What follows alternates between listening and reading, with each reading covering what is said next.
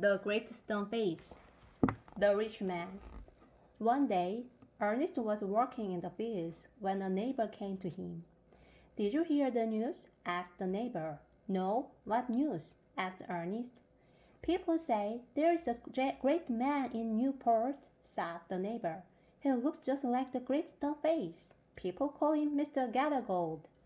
Ernest was very interested to hear this. "Please tell me more," he said. "A long time ago, Mr. Gathergold lived in the valley," said the neighbor. "When he was a young man, he was poor and went to live in a distant village by the sea. He started a small business and worked very hard. He bought many trading ships and sent them all over the world. From the cold regions of the north, the ships brought him furs. From Africa, they brought back gold and diamonds. From the east, the ships gathered rich fabric, spices, tea, and large pearls. He sold these treasures and became very rich." "Why do people call him Mr. Gathergold?" asked Ernest. "Some people compare him to King Midas," said the neighbor. "You know the great story of Midas. Everything Midas touched turned to gold, and apparently everything Mr. Gathergold touches becomes gold too. Anyway, he's returning to the valley. He is very wealthy and plans to build a large palace here." "Really?" cried Ernest. "I want to see this man who looks like the Great Stone Face."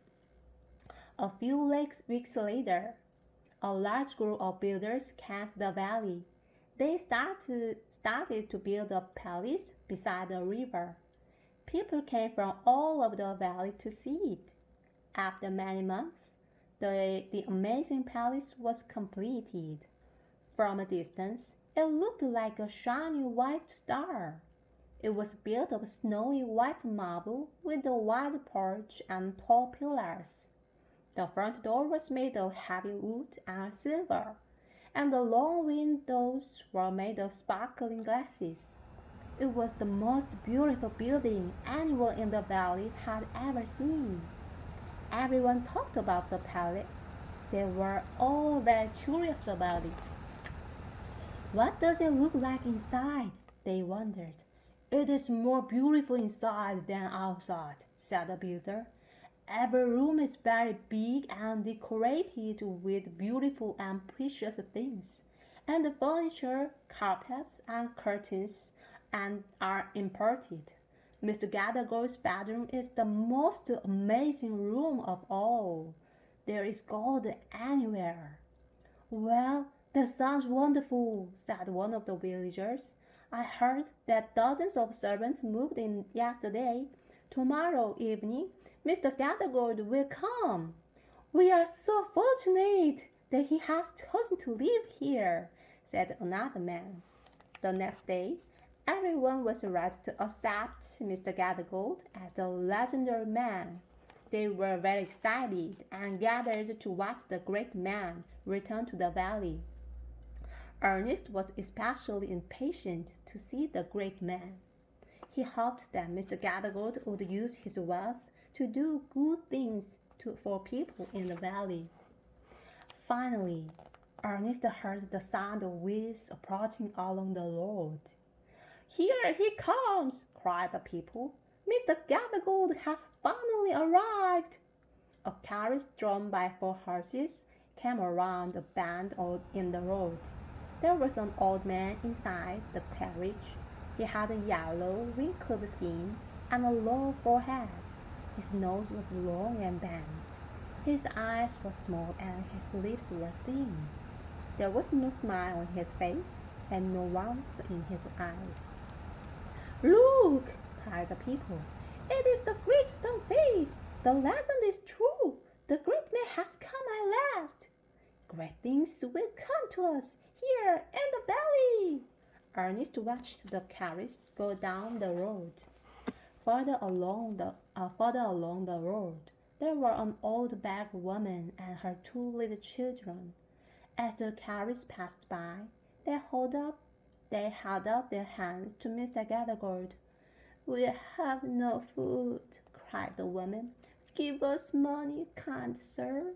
Mr. Gathergold opened the carriage window and threw some copper coins on the ground. The people cheered him and cried, "He is just like the great stone face!" But Ernest was very disappointed when he saw the wrinkled and greedy face. "He doesn't look like the great stone face at all," thought Ernest, "and I don't think he has a warm heart. The great stone face is generous and kind, but Mr. Gathergold seems cold and selfish." Then he looked toward the great stone face. Its wide, smiling lips cheered him up and seemed to speak to him. "He will come. Do not worry, Ernest. One day the man will come." More years went by, and Ernest grew up into a young man. He worked hard and was helpful to his mother and to the other people in the valley. But every evening he still loved to sit and look at the great stone face. "Have you seen young Ernest staring at the great stone face?" said some of the people. "Every evening it's the same thing. He spends hours looking at it. What a strange habit!" "Well, he's always been different from the other lads in the valley," said others. "But he's a diligent and kind young man, and he's very good to his mother. We shouldn't tease him about it." So they left him alone and did not bother him about it. They did not know that the great stone face had become a teacher to Ernest. His kind and caring expressions taught him to treat others with warmth and respect. And as he looked at it, he thought about many things, but he still wondered when the man of the legend would come to the valley. A few years later, Mr. Gathergold died. While he lived, he did nothing to help the people of the valley. He lost all of his money before he died, and as his wealth disappeared, the people no longer saw his resemblance to the great stone face. So they stopped honoring him while he lived and quickly forgot him when he died. His magnificent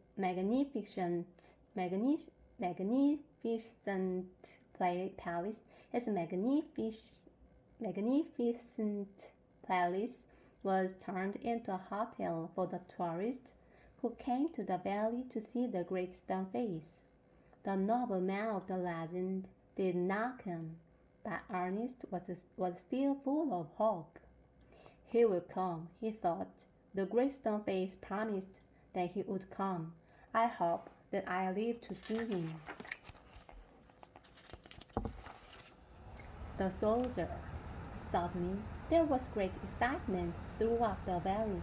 Another great man from the valley was coming home. Many years before Ernest was born, this young man had left the valley and joined the army. After many years of hard fighting, he became a great general. He never lost a battle and was known as Old Blood and Thunder. He was now very old and tired of military life. He wanted to return to his peaceful home in the valley. One day, Ernest and his neighbor were talking. "Did you hear the latest news, Ernest?" asked the neighbor. "Yes," said Ernest. "I heard that the old general looks like the great stone face. Is it true?"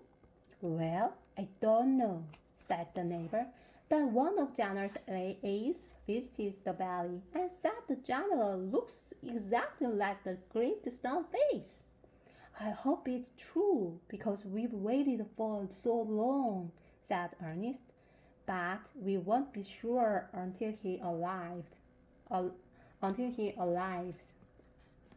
The people decided to have a large festival to welcome Old Blood and Thunder home. On the day of the festival, The people of the valley left their work early. Ernest followed them to the place where the banquet had been prepared.